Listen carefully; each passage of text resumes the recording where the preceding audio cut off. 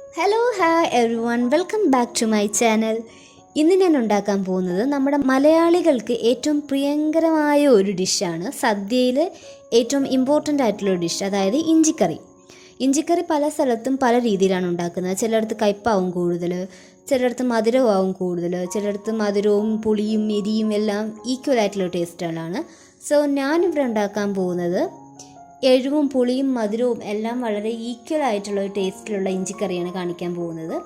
എൻ്റെ വീട്ടിൽ സ്ഥിരം അമ്മ ഇങ്ങനത്തെ രീതിയിലാണ് ഉണ്ടാക്കുന്നത്. സോ നമുക്ക് അത് എങ്ങനെയാണ് ഉണ്ടാക്കുന്നതെന്ന് നോക്കാം. ഒരു മീഡിയം സൈസ് വലിയ ഉള്ളി അരിഞ്ഞത്, വലിയ ഉള്ളിനെക്കാട്ടിയും ചെറിയ ഉള്ളിയാണ് കുറച്ചുകൂടെ ചേരുന്നത്. ഉള്ളി അരിഞ്ഞത്, 250 ഗ്രാം ഇഞ്ചി ചെറുതായി അരിഞ്ഞത്, ഒരു നെല്ലിക്ക വലിപ്പത്തിലുള്ള പുളി, 2 പച്ചമുളക്. അപ്പോൾ നമുക്ക് ഇഞ്ചിക്കറി ഉണ്ടാക്കാൻ സ്റ്റാർട്ട് ചെയ്യാം. ആദ്യം തന്നെ ഒരു പാൻ എടുത്ത് ചൂടാക്കുക. ഇനി ഈ പാനിലോട്ട് നമ്മുടെ ഇഞ്ചി വറുത്ത് കോരാൻ ആവശ്യത്തിനുള്ള ഓയിൽ ഒഴിച്ചു കൊടുക്കാം. നമ്മുടെ ഓയിൽ നന്നായി തിളച്ച് വന്നിട്ടുണ്ട്. ഇനി നമ്മൾ എടുത്ത് വെച്ചിരിക്കുന്ന ഈ ഇഞ്ചി കംപ്ലീറ്റ് ആയിട്ട് ഇതിലിട്ട് കൊടുക്കുക. ഇഞ്ചി ഇതിൽ കിടന്ന് നന്നായി ഒരു ക്രിസ്പി ഫോം ആവും വരെ നമ്മൾ ഇതിനെ റോസ്റ്റ് ചെയ്യണം. ഇതിനകത്തിട്ട് നമ്മളിങ്ങനെ തൊടുമ്പോൾ അത് പൊട്ടി ബ്രേക്കായി 2 ഇതായിട്ട് വരും. അങ്ങനത്തെ ഒരു ഫോം ആകുമ്പോൾ നമുക്കിതിനെ റോസ്റ്റ് ചെയ്യാം. ഇപ്പോൾ നമ്മുടെ ഇഞ്ചി ഒരു ബ്രൗണിഷ് കളറായിട്ടുണ്ട്. ഞാൻ പറഞ്ഞ കൂട്ട് നല്ല ക്രിസ്പിയും ആയിട്ടുണ്ട്. ഇനി നമുക്കിതിനെ കോരി മാറ്റി വേറൊരു പ്ലേറ്റിലോട്ട് വയ്ക്കാം. ഇനി ഈ സെയിം ഓയിലിൽ തന്നെ നമുക്ക് നമ്മുടെ ഉള്ളി വറുത്തെടുക്കണം. ഉള്ളിയും ഇഞ്ചിനെ പോലെ തന്നെ നല്ല ക്രിസ്പി ആയിട്ട് തന്നെ നമുക്ക് കിട്ടണം. കരിഞ്ഞു പോകാൻ സൂക്ഷിക്കണം.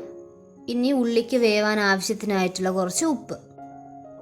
ഞാൻ ഇതിൻ്റെ ഉള്ളി ഒരുവിധം നല്ല ക്രിസ്പിയായി വന്നപ്പോൾ തന്നെ അതിലോട്ട് ഞാൻ എടുത്ത് വെച്ചിരുന്ന പച്ചമുളകും കൂടെ ഒന്ന് ഇട്ട് കൊടുത്തു. എന്നിട്ട് നല്ല ക്രിസ്പി ആയതിനു ശേഷം ഇപ്പോൾ ഞാൻ ഇഞ്ചിയും കൂടെ ഇട്ട് വെച്ചേക്കുന്നതാണ് നിങ്ങളീ കാണുന്നത്. ഈ 3 ഐറ്റവും കൂടെ ഇതിലിട്ട് ഒരു 2 മിനിറ്റത്തേക്ക് ഒന്ന് നന്നായിട്ട് ഒന്ന് മിക്സ് ചെയ്തെടുക്കുക. ഇപ്പം കണ്ടില്ലേ, നമ്മുടെ ഇഞ്ചിയും ഉള്ളിയും എല്ലാം നല്ല ക്രിസ്പി ആയിട്ടുണ്ട്. ഇനി നമുക്കിതിനെ കോരി മാറ്റിയിട്ട് ഒരു മിക്സിയിലിട്ട് നന്നായിട്ട് അരച്ച് എടുക്കണം. അപ്പോൾ നമ്മുടെ നെക്സ്റ്റ് സ്റ്റെപ്പ് എന്ന് പറഞ്ഞാൽ എങ്ങനെയാണ് ഇനി ഇഞ്ചിക്കറി ആക്കുന്നതെന്നാണ്. അതിനായി ആദ്യം തന്നെ ഒരു ചട്ടി എടുത്ത് നമുക്ക് ചൂടാക്കാം. ഇനി ഈ ചട്ടിയിലോട്ട് നമുക്ക് ഒരു 2 ടേബിൾ സ്പൂൺ വെളിച്ചെണ്ണ ഒഴിച്ചു കൊടുക്കാം. വെളിച്ചെണ്ണ ചൂടായിട്ടുണ്ട്. ഇനി നമുക്കിതിലോട്ട് കടുകിട്ട് പൊട്ടിച്ചെടുക്കണം. നമ്മുടെ കടുക് നന്നായി പൊട്ടി കിട്ടിയിട്ടുണ്ട്.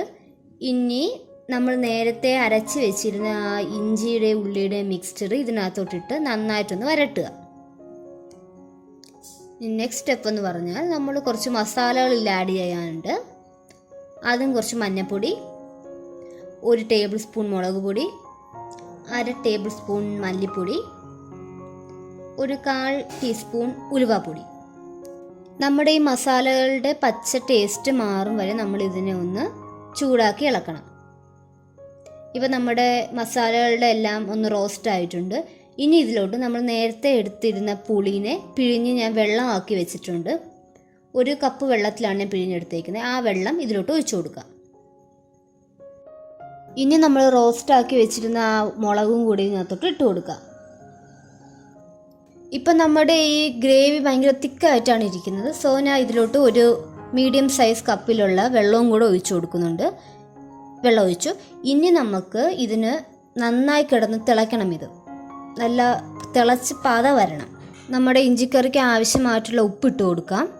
അപ്പോൾ ഞാൻ നേരത്തെ പറഞ്ഞു എരിവും മധുരവും പുളിയും എല്ലാം ഈക്വൽ ആയിട്ടുള്ള ഒരു കറിയാണ്.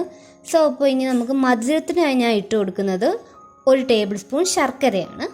നിങ്ങൾക്ക് മധുരം കൂടുതൽ വേണമെങ്കിൽ കൂടുതൽ ശർക്കര യൂസ് ചെയ്യാം.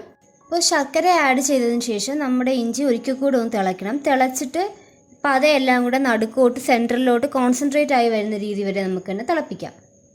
ഇപ്പോൾ നമ്മുടെ പതയെല്ലാം നടുക്ക് സെൻറ്ററിലോട്ട് വന്നിട്ടുണ്ട്. ഇനി ഇതിനെ നമുക്ക് ലോ ഫ്ലെയിമിലിട്ട് എണ്ണ തെളിഞ്ഞ് വരും വരെ ചൂടാക്കണം.